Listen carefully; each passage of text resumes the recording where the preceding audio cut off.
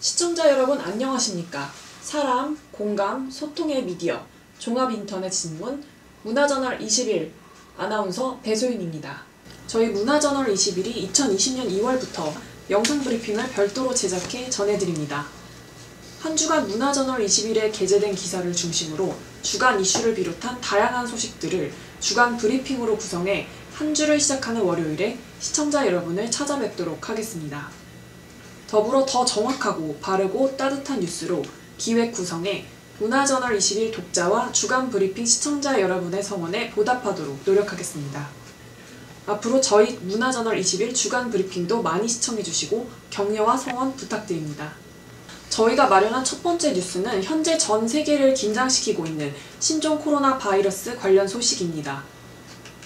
중국의 우한 지역에서 발생한 신종 코로나 바이러스로 인해 확진자 1만여 명, 사망자도 200여 명에 육박하고 있습니다.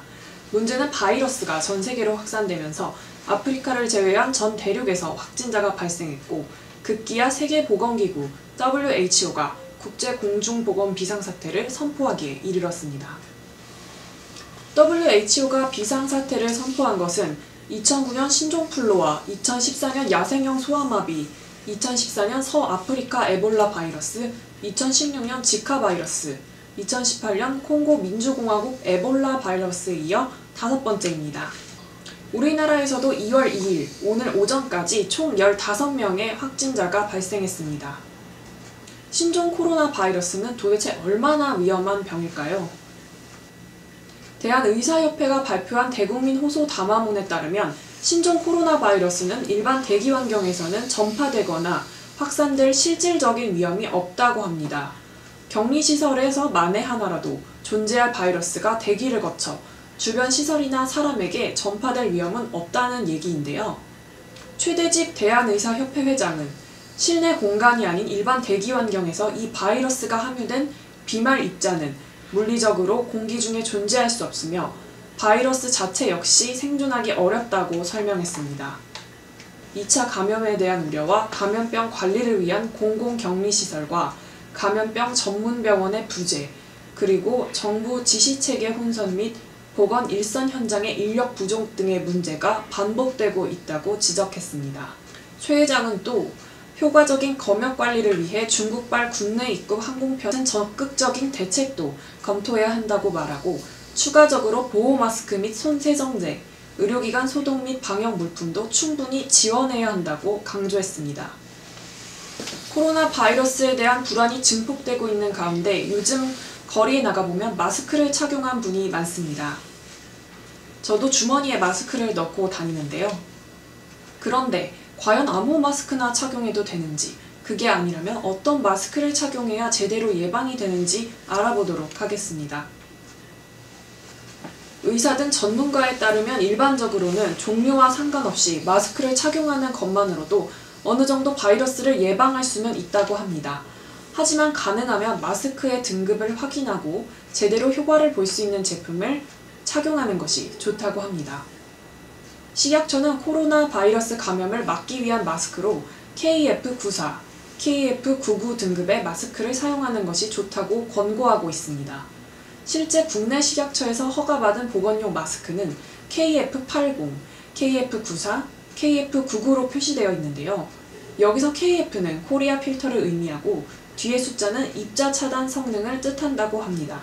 가장 낮은 등급인 KF80 마스크는 황사, 미세먼지 같은 입자성 유해 물질로부터 호흡기를 보호할 수 있는 수준입니다.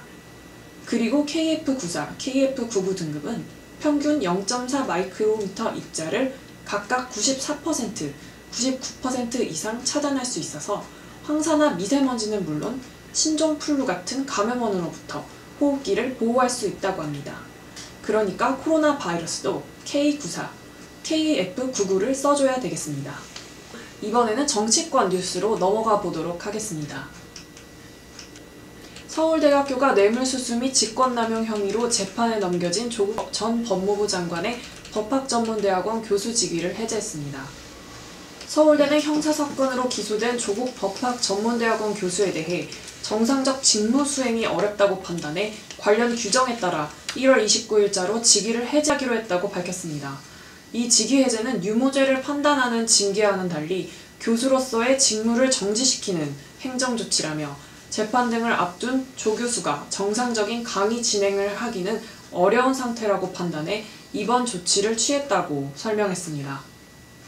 서울대 측은 재판 중에는 아무래도 강의를 하지 않는 것이 좋겠다는 판단을 한 것 같습니다. 서울대의 이러한 조치에 대해 조국 전 장관은 기소만으로 불이익 조치를 내리는 것은 부당하다면서도 서울대 총장의 결정을 담담히 수용한다는 입장을 밝혔는데요. 자신의 SNS에 올린 글에서 직위 해제가 징계는 아니지만 대중적으로 징계로 인식되기 십상이고 치열한 다툼이 예정된 재판 이전에 불리한 여론을 조성할 우려가 있다면서 검찰의 일방적 기소만으로 불이익 조치를 내린 것은 부당하다고 주장했습니다. 그러면서도 조 전 장관은 저는 서울대 총장님의 결정을 담담히 수용한다. 제가 강의를 할 경우 발생할지 모르는 학내외 소동과 그에 따르는 부담을 우려하셨으리라 추측한다며 향후 재판 대응 후에 공직에 있는 동안 미뤄뒀던 글쓰기를 진행하면서 강의실에서 다시 설날을 준비하겠다는 입장을 밝혔습니다. 조 전 장관은 무죄 추정이라는 지극히 원칙적인 부분을 이야기하면서도 정치권의 논란과 여론의 향방에 따른 서울대 측의 입장을 이해한다는 입장을 공개한 것으로 풀이됩니다. 그리고 조 전 장관의 서울대 복직으로 학내 갈등이 가시화되고 일부 학생들을 중심으로 복직 거부 운동이 있는 등 잡음이 커질 것을 우려해 서울대에서 결단을 내린 것이라는 평가가 나오고 있습니다.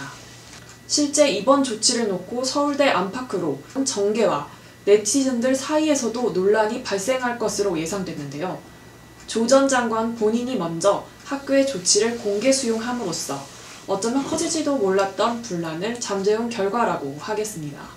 서울대는 당장 1월 30일부터 예정된 수강 신청에서 학생들의 혼선을 최소화하기 위해 조 전 장관이 개설 신청한 형사 판례 특수 연구 수업을 다른 대체 강사에게 맡길 예정인 것으로 알려졌습니다.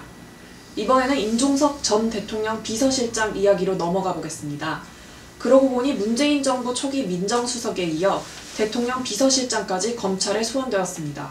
이유가 어떻든 유무죄를 떠나서 정말 안타까운 현실입니다. 임종석 전 대통령 비서실장의 경우 청와대 하명수사 및 경찰 선거 개입 의혹에 대해 수사하고 있는 검찰의 소환에 당당히 임하겠다고 공개적으로 밝혔습니다. 임 실장은 소환에 앞서 이번 사건의 모든 과정을 공개해야겠다고 마음먹었습니다.